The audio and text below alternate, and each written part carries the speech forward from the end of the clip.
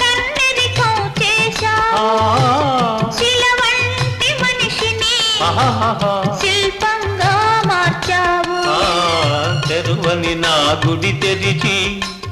దేవివై వెలిశావు నువ్వు మలచిన ఈ బ్రతుకు నీకే నైవేద్యం